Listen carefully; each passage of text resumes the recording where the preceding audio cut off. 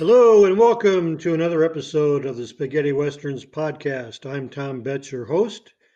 This is season 8, episode 2, number 132. Today we're going to talk about, in our history of the Spaghetti Westerns, Welcome Padre Murray.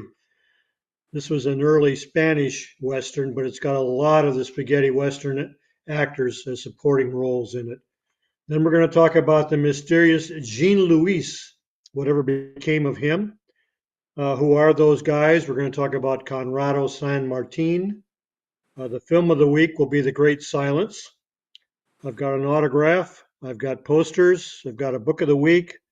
The CD of the week will be The Great Silence. We've already talked about the LPs much earlier in this program, so we won't cover the LPs, just the CDs.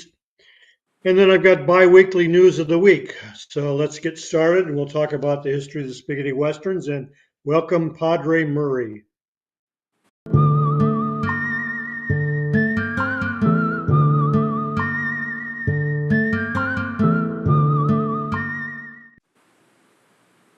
Okay, this is a 1963 Spanish film production. The director was said to be Raymond Torre. That's actually Ramon Torrado Estrada. The story is by Federico de Urrutia and Manuel Sabares. Screenplay is also by those two, although they call it F. Uretti for Federico and M. Cesare for Manuel. Cinematography is by the great Ricardo Torres. It's in Eastman color and Superscope. Music is by Manuel Parada. And there's a couple of songs in here. It's almost a musical. And the running time goes 96 minutes. The Spanish title was Bienvenido, Padre Murray. English title, besides Welcome Padre Murray, was The Black Angel of the Mississippi. How that comes into play, I have no idea because the Mississippi is never mentioned. The main cast members are Padre Murray, is played by Rene Munoz. Garcia, by our friend Fernando Sancho, pops up in all of these early ones. John or Juan is played by Angel del Pozo. Ken Purdy is played by Miguel del Castillo. Ray Torres is played by the great Howard Vernon. And Caroline Edwards is played by Rosa del Rio. Some other names that pop up in the cast that you'll recognize is David Edwards is played by Jesus Tordesillas. Burton is played by Tomas Blanco. The head of the cowboys or the trappers is Paul Piaget. The banker is played by Rufino Ingles. Frank Murphy is played by Tito Garcia. Monte is played by Antonio Molino Rojo. And one of the town officials is Santiago Rivera. And amongst the trappers is Miguel de la Riva and Fernando Hilbeck. You recognize those. Anyways, the story goes in Valley City is a lawless town located on the Texas-Mexican border. Gunfights and killings are an almost daily way of life. The town has a secret mob of the citizens lynched a black man for conducting a violent robbery. Some of the citizens knew he was innocent, as they knew it was Ray Torres, played by Howard Vernon, the owner of the saloon and town boss who controls the banker Ken Purdy, played by Miguel del Castillo, who is the guilty party.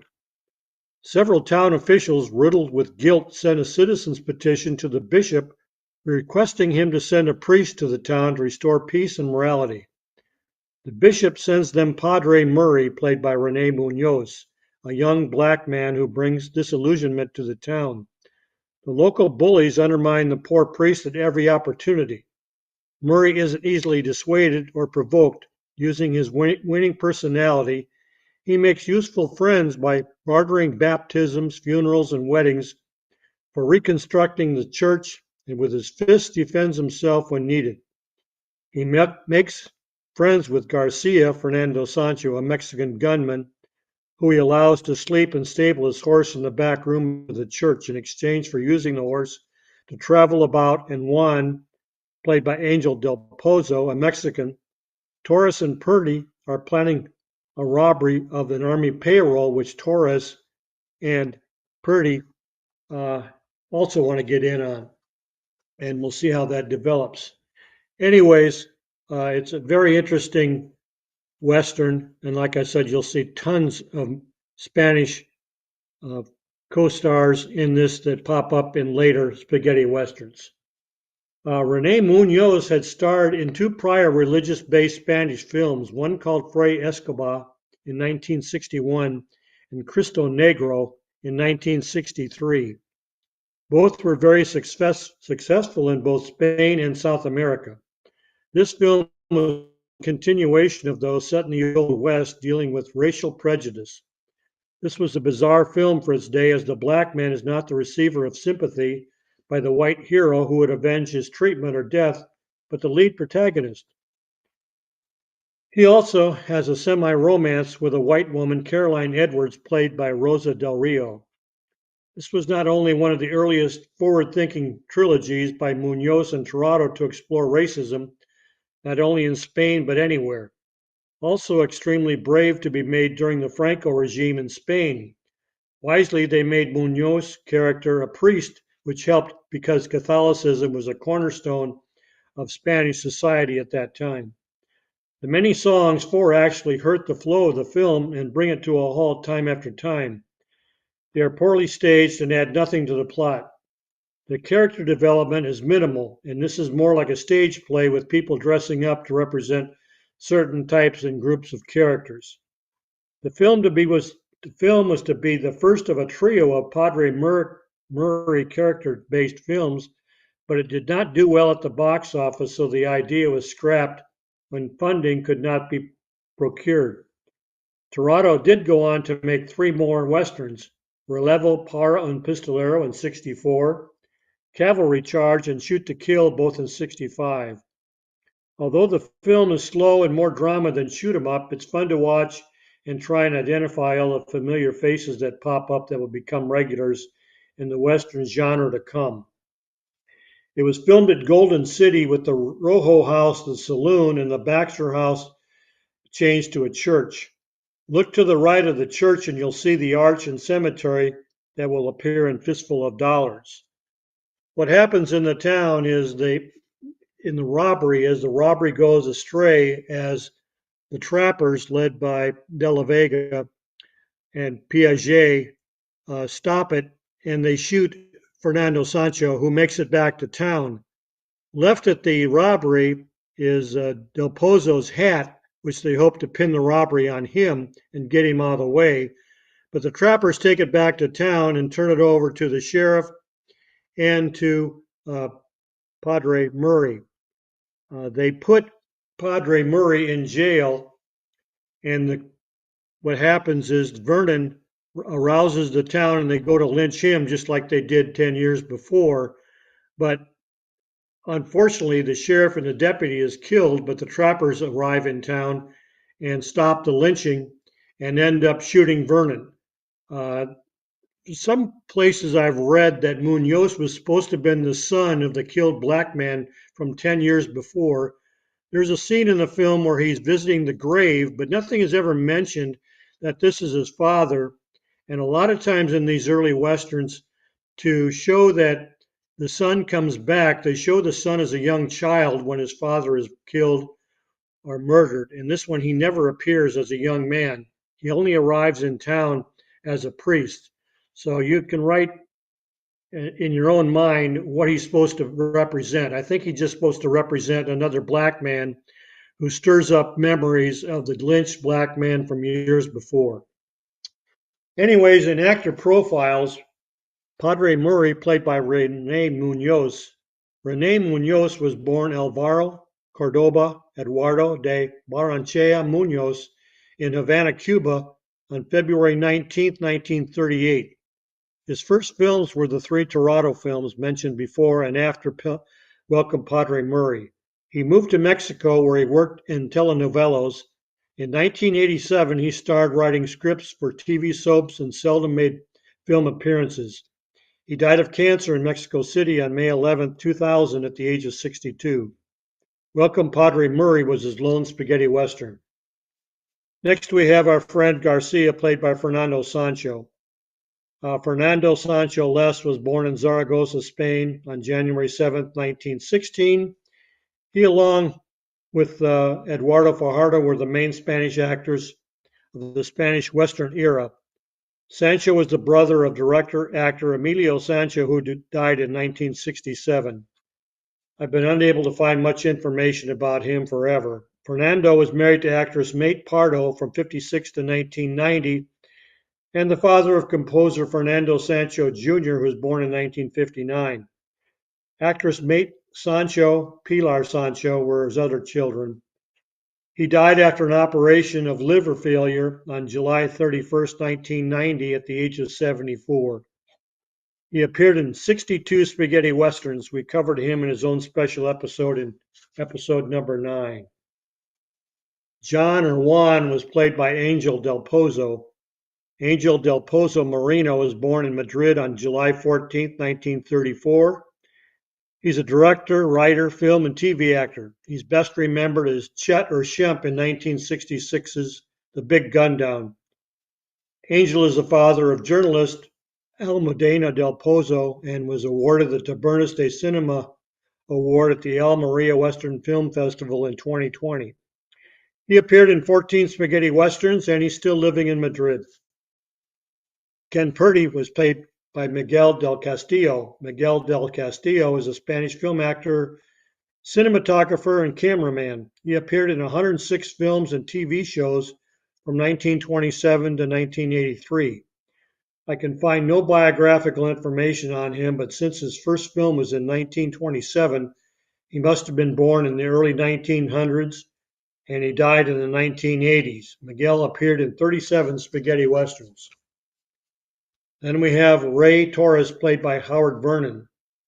Howard Vernon was born Mario Walter Lippert on July 15, 1940 in Baden, Switzerland. He was originally a stage and radio actor. He specialized in playing Nazi officers, gangsters, and psychopaths in French and American films after World War II. In the 1960s, he became a favorite actor of Spanish film director Jesus Franco, starring in many low-budget horror and erotic films produced in Spain and France. He died in Issy-les-Moulineaux, France, 10 days after his 88th birthday on July 25, 1996. Vernon appeared in 4 spaghetti westerns, with 3 being Zorro films. Last but not least, we have Caroline Edwards, played by Rosa Del Rio. Born Charita Del Rio, she was a Spanish film actress who appeared in only 7 films from 1963 to 1967. Again, I can find no other biographical information on her. She appeared in one other spaghetti western, The Implacable 3, in 1963 as Chorito. Welcome Padre Murray is not available on DVD, Blu-ray, or video. It is available on YouTube, and I watched it just the other day. It does have closed caption English subtitles, but they're very loosely translated, so good luck trying to translate it. If you know basically the story of the film, you can follow it along, but trying to see the actual dialogue is difficult, to say the least. Okay, well, now we'll move on to Whatever Became Of, and it's Jean Lise.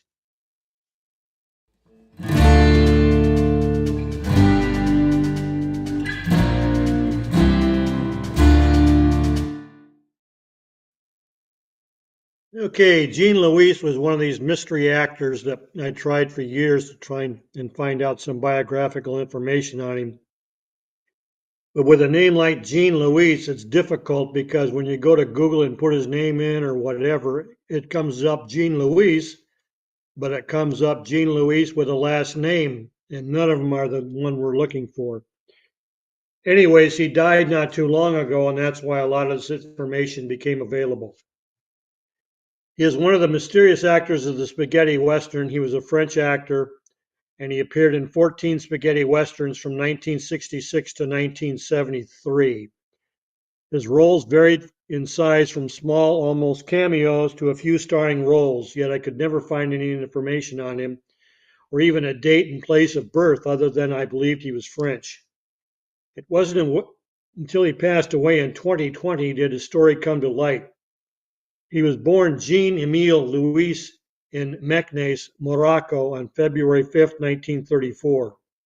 He appeared in a total of 20 films beginning in 1966 as Slim Baxter in Ramon the Mexican, starring Robert Hundar. His last film appearance was in 1979's Lady Football, starring as Mario under the pseudonym James Rogers.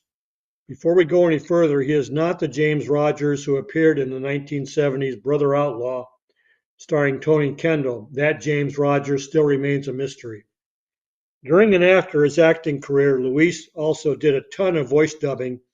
In particular, he was the French voice of Anthony Stephan. He was even in westerns where he was shot and killed by Stephan while supplying Stephan's French voice. He was the French voice of Benito Stefanelli and Ray Saunders in The Price of Power, Craig Hill in I Want Him Dead, and Ivan Rassimov in Vengeance Trail with Leonard Mann. He's also supplied French voices for other spaghetti western stars such as Mark Damon, Johnny Garco, Robert Woods, Pedro Sanchez, and Ron Ely.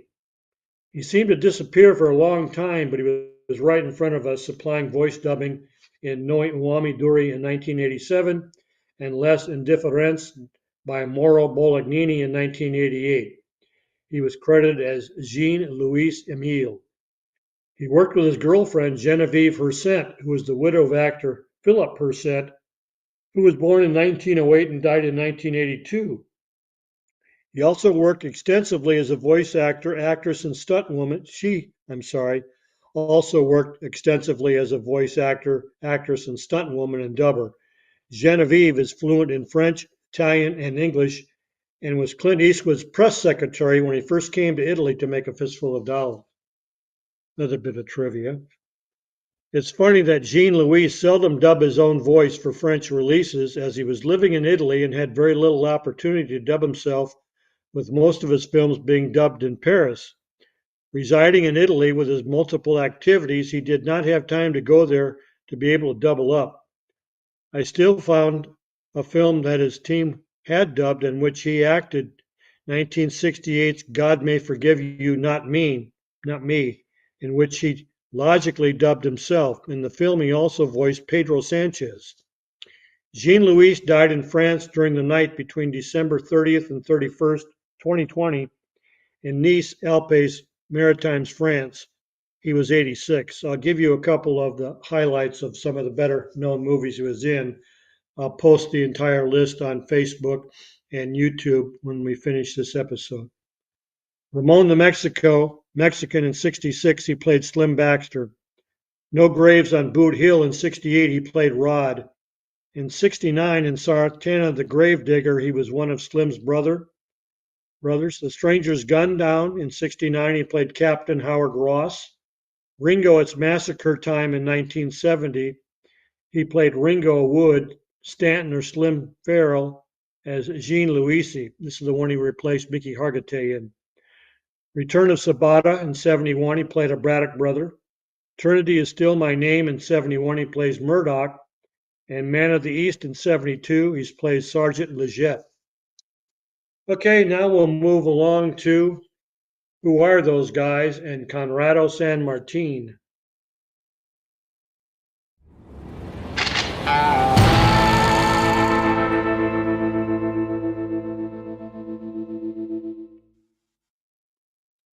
Okay, Conrado San Martin, another mystery actor.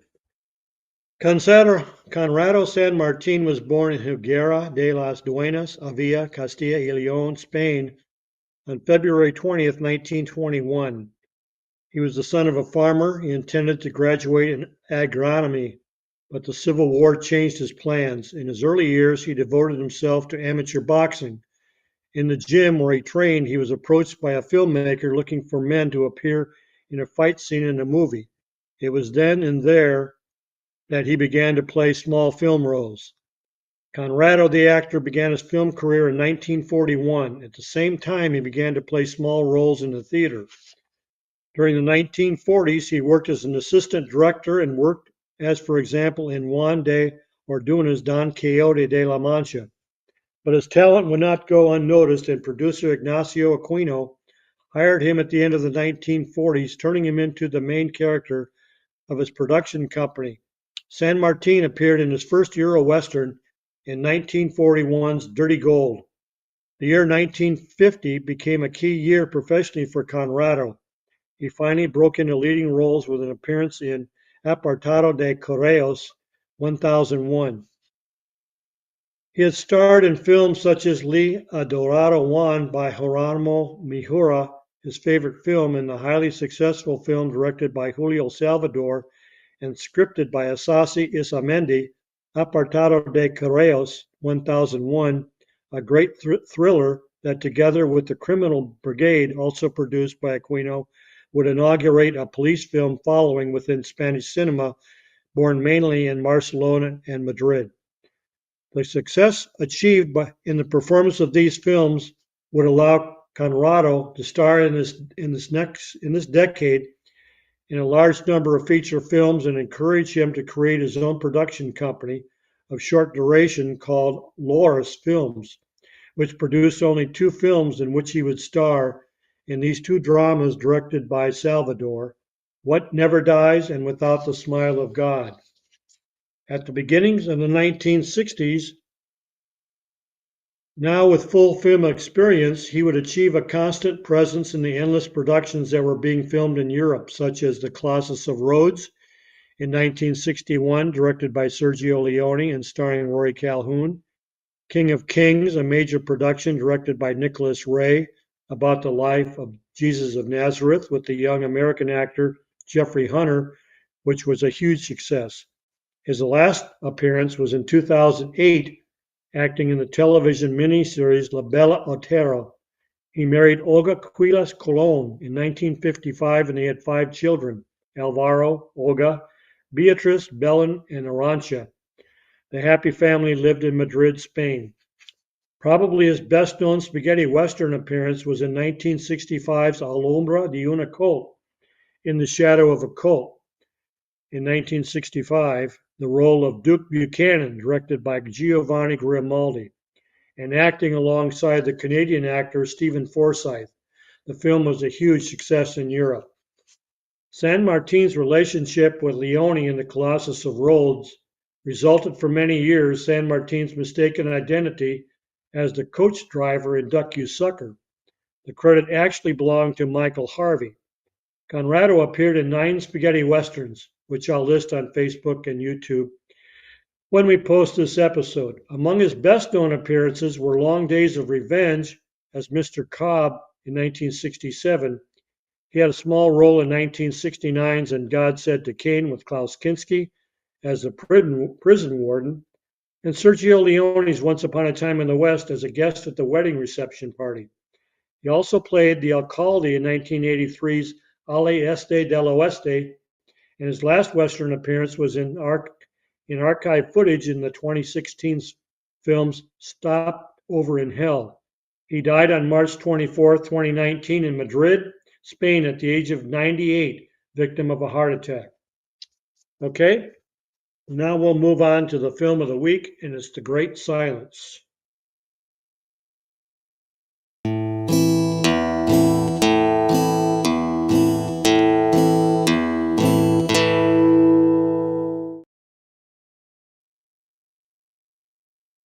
Like I said before, I'll try to get on to some of these older spaghetti westerns because we'll never get to them if we do it year by year. So I wanted to mention, of course, The Great Silence, that it is one of the best in the genre. This was a 1967 Italian-French co-production produced by and directed by Sergio Corbucci. Story is by Corbucci. Screenplay is by Sergio Corbucci, Vitorino Petrilli, Mario Amendola, and Bruno Corbucci, who is Sergio's brother. Cinematography was by Silvano Ippoliti. It's in Eastman color. Of course, the score is by the great Ennio Morricone, and it runs 106 minutes. The Italian title is Il Grande Silenzio. The French title is Le Grand Silence. And another English title is The Big Silence. The main cast is Silencio, or Silence, is played by Jean Lise Trintignant. Sheriff Gideon Burnett, or Corbett, is played by Frank Wolf. Triguero, or Tiger, is played by Klaus Kinski. Henry Pollicott is played by Luigi Pistilli. Pauline Middleton is played by Vanetta McGee. And Martin is played by Mario Brega. Some other names in the cast you'll recognize as Sanchez or Bobo Schultz is played by Ralph Baldassar. Walter is played by Spartaco Conversi. The fake sheriff is played by Remo DeAngelis, who probably does a lot of the stunts in this also. And Charlie is played by Bruno Corazzari. Okay, the story goes, the film takes place in 1890. It's based on historical fact. During the great blizzard that hit Utah, outlaws have taken shelter in the mountains around the town of Snow Hill. That's probably fictional. But they must occasionally go into the valley for food and supplies. Bounty hunters simply wait in ambush for the outlaws in order to kill them and to collect the bounties on their heads. The leader of the bounty killers is Trigero or Tiger, called Loco in the English version, played by Klaus Kinski. He's joined with the corrupt banker and justice of the peace, Henry Pollicott, played by Luigi Pistilli, who wants to clean up the valley. A stranger named Silence, played by Jean Lise Trintignant, a famous mute gunman who's known by his reputation of always drawing second but shooting first, is hired by a black woman named Pauline Middleton, played by Vanetta McGee, whose husband was killed. She's offered Silence $1,000 to kill Tigero. Silence accepts the job and becomes a bounty hunter of bounty hunters. When Silence tries to provoke Tigero into a duel, Tigero puts aside his guns because he knows Silence would never shoot an unarmed man. The sheriff, Gideon Burnett, played by Frank Wolf, wants to hand over Tigero to the authorities, but outside of town he's outnumbered and outsmarted by the ruthless bounty killer and apparently killed. When Tigero returns to Snow Hill, there's nobody left to prevent a massacre. Silence has been wounded during a shootout in the saloon, and later Pollicott has maimed his hands. He is no longer able to use his gun. Recovering in Pauline's cabin, the two have a sexual encounter, and Silence is determined to kill Tigero, and Pollicott, who we see in a flashback, had murdered his parents and slit Silence's throat so he could not tell the authorities on him. When Silence faces Tigero, he's met with an overwhelming force of bounty hunters. Silence is gunned down and left to die in a snow-covered street.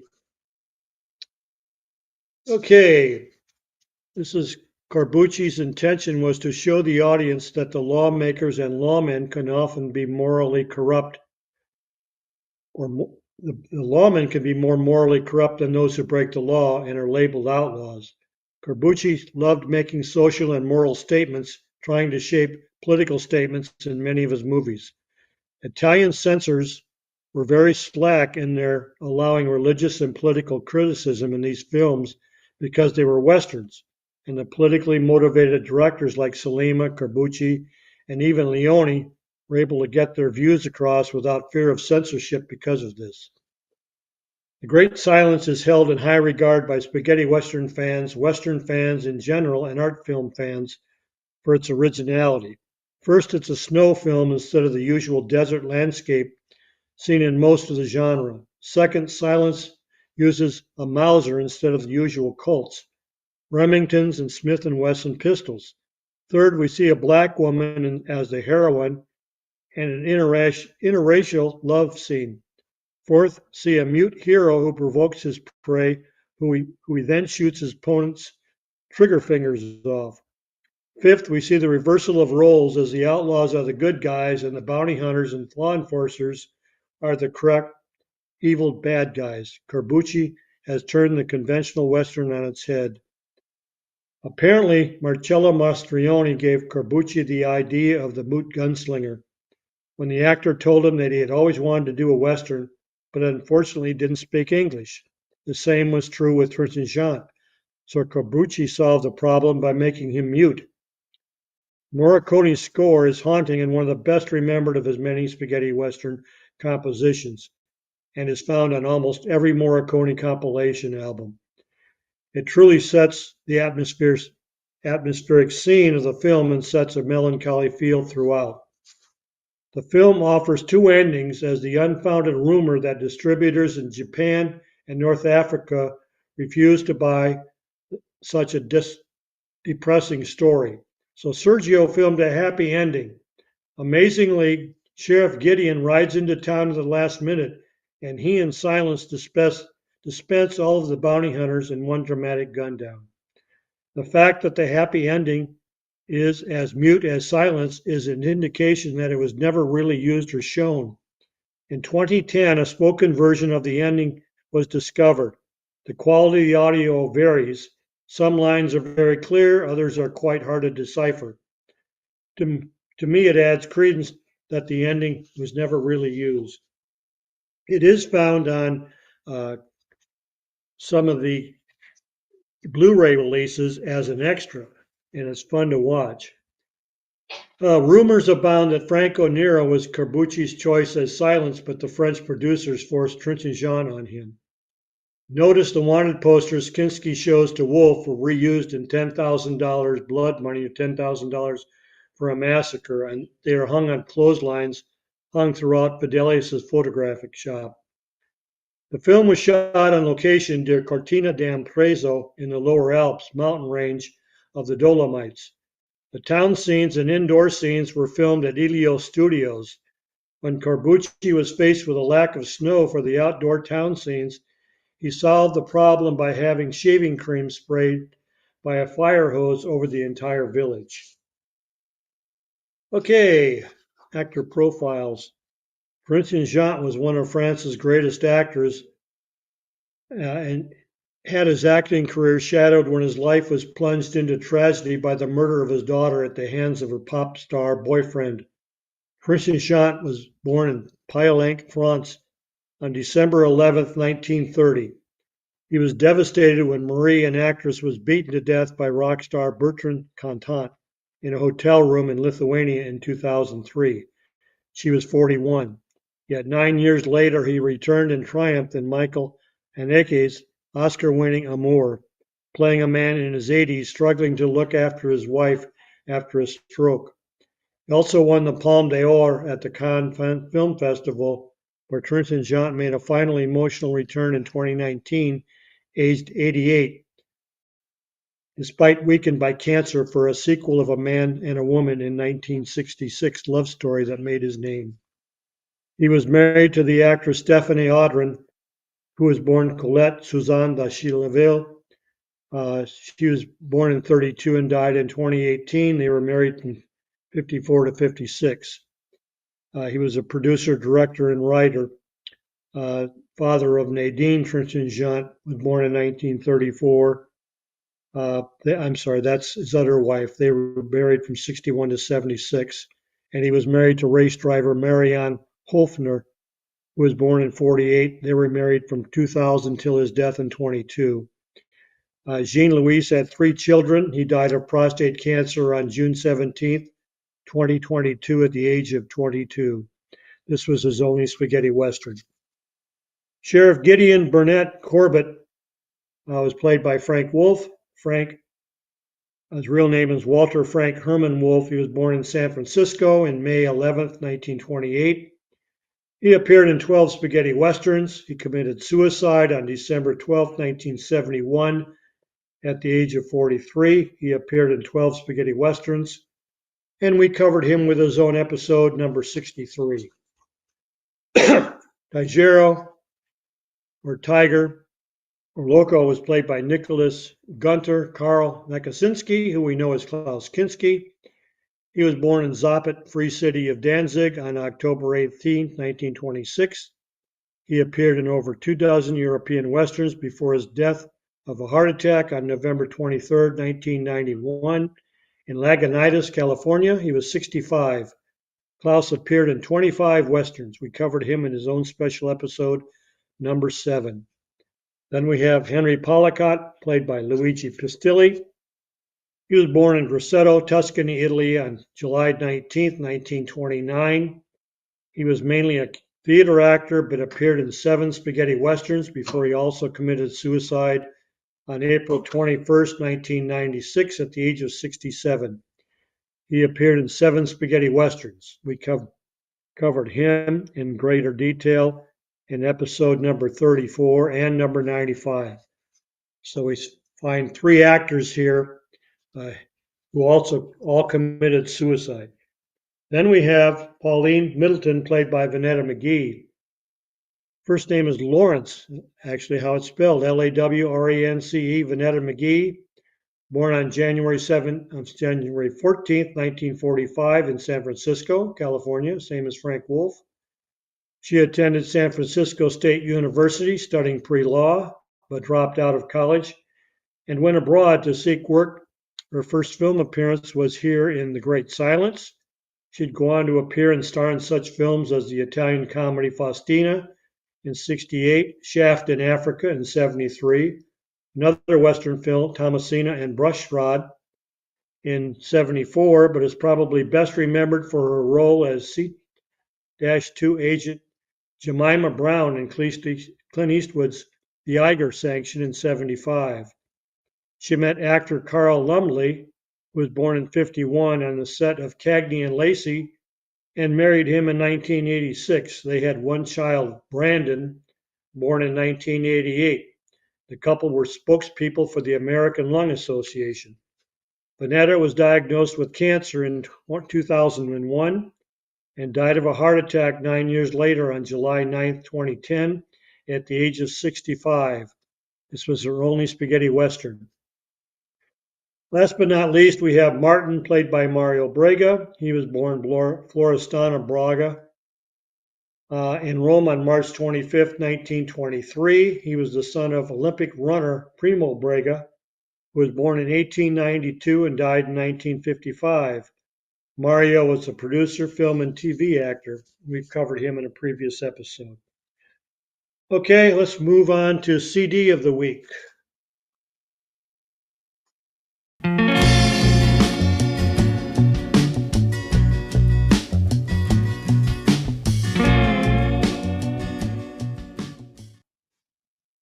Okay, I'll go over the LPs real quick since we've covered them before, but there was this LP of the soundtrack released in 1968, came out of Italy on the Parade label, had a listening time of 34 minutes and 13 seconds. It's worth anywhere from 80 to 350 bucks today, so if you've got it, hang on to it. Then we had a 1978 LP. It came out on Beat Records. It had 13 tracks of music, listening time of 34 minutes, and it has a value. There are three different covers on this thing, very plain, generic, anywhere from 50 bucks for the cheapest one to 110 bucks for the most expensive. And another LP came out in 2016 on the Dago Red label. This had 13 tracks, again, 34 minutes and 13 seconds. It's valued anywhere from $27 to $67.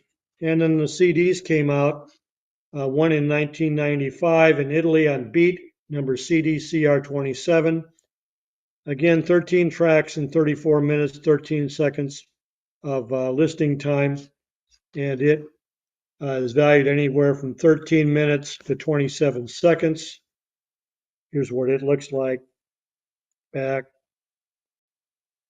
And also one came out in Japan on label 7 Seas, same thing, 13 tracks, 34 and 13, valued from $50 to $73.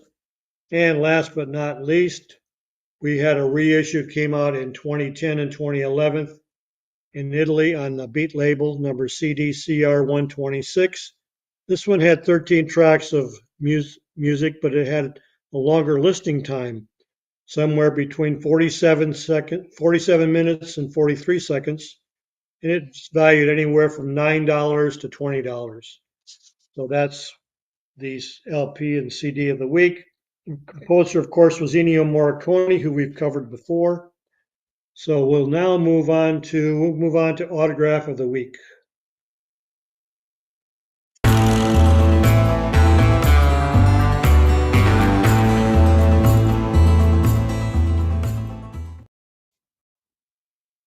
I do have a autograph by Jean Lise Trintignant.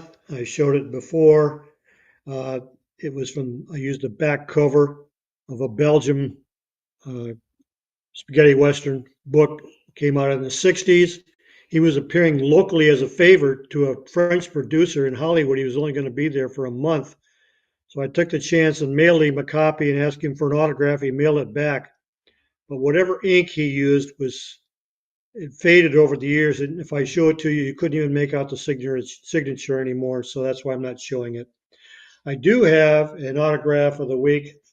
It's Alberto del Agua. And this is from the son of Zorro that he appeared in. He played the Zorro character. So that's our autograph of the week, Alberto del Agua. Okay, let's go to Book of the Week.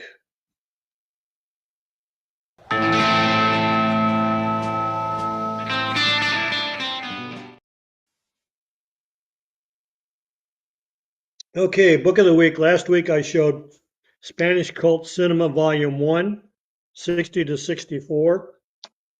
This one just came out. This is Spanish Cult Cinema from 65 to 69. Volume 2. It's by author Matt Blake. It's from Wild Eye Press. Came out in 2024. It's in English.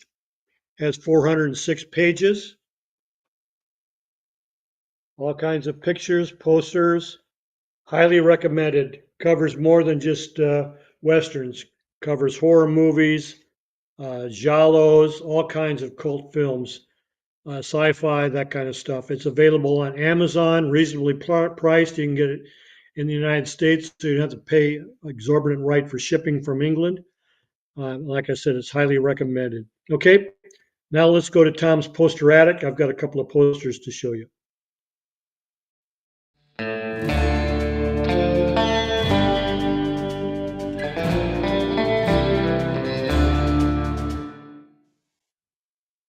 Okay, first one is Great Silence.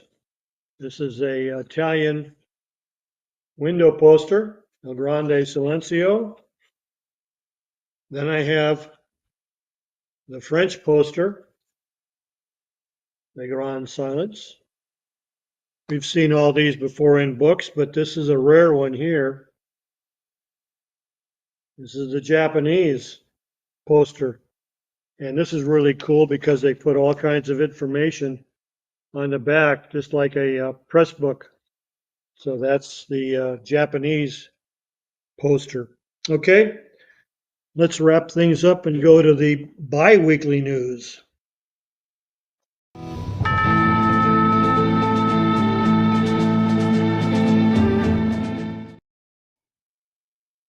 Okay, bi-weekly news. Haven't got a lot, but we do have French public broadcaster France Televisions has commissioned a raft of new scripted shows, including Lucky Luke, an adaptation of the cult graphic novel. Lucky Luke is an adventure comedy directed by Benjamin Roker and penned by Matthew LeBlanc and Thomas Mansui. It's based on the Lucky Luke comic book. The 8-part half-hour Lost Bullet is what it's called, will play sometime later this year. We'll keep you updated on that. Also this week, a new Italian Benjamin USA film release of The Damned premiered on May 16th. It is directed and written by Roberto Minervini with a melancholy score by Carlos Alfonso Corral. It takes place during the American Civil War during the winter of 1862 in Montana, believe it or not. The U.S. Army sends a company of volunteer soldiers to the Western Territories with the task of patrolling the uncharted borderlands. As their mission ultimately changes course, the meaning behind their engagement begins to elude them. It stars, apparently this is an acting family, Yim Carlson, Timothy Carlson, Noah Carlson, and Judah Carlson. This is sort of like a mystery. We don't know who they're fighting. There's no Confederates up there, but they are attacked. We don't know if it's by the supernatural, wolves, or Indians. You'll have to watch it. As far as the DVD release, there's a new Italian DVD release of Il Magnifico West, The Magnificent West. Came out in 1972. It's directed by Gianni Crea. It stars Vasily Karas, Lorenzo Finesci, Dario Pino, and Italo Tallow Gasparini. It was released on the Oblivion Grindhouse label on May 31st. It's from an uncut version analog source. It's in Italian with no subtitles and runs 84 minutes. Okay, we have a couple of Boot Hills. French film and television actor Alain Emery died in Mons-en-Los at Alpiles, Rhône, France on May 22nd. He was 83. Emery was born on August 5th, 1940 in Marseille and was a child actor who was best known for his role as Falco in the 1953 film Crine Blanc, which is white mane.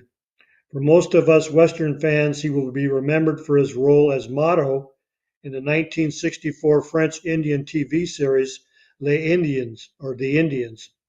After a bohemian life, Alain Emery settled in a village in the Alpes, less than an hour from Cachero. He leaves a wife, Maria, and a daughter, Louise. Also, we have German theater, film, radio, television, and voice actress Gisela Bündner, died in Berlin, Germany on May 1st. She was 82. She was born in Bitten, Poland on July 15th, 1941. She was an actress at the Theater des Freundschaft in Berlin from 58 to 61 before moving to the Volksbühne Berlin, where she remained until 1967.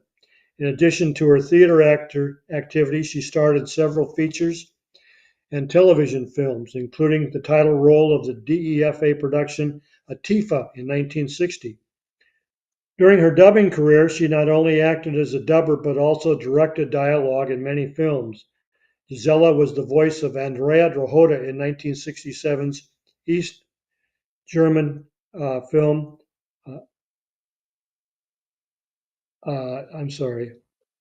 Chingachgook the Great Snake, and also Peppa Neolova in 1971's Osceola. Also, just before we went on, I found out from Henry Stanley that the documentary Enio will be shown on Turner Classic Movies this coming Monday, June 3rd at 5:15. I'm guessing that's Eastern Standard Time. So check your local listings to see what time it is on your area. You don't want to miss this one. It's supposed to be fantastic. I see nothing but rave reviews. Okay, until the next time we meet down the road, this is Tom Betts saying adios. This has been a Roberto Giannisi production, and adios, amigos.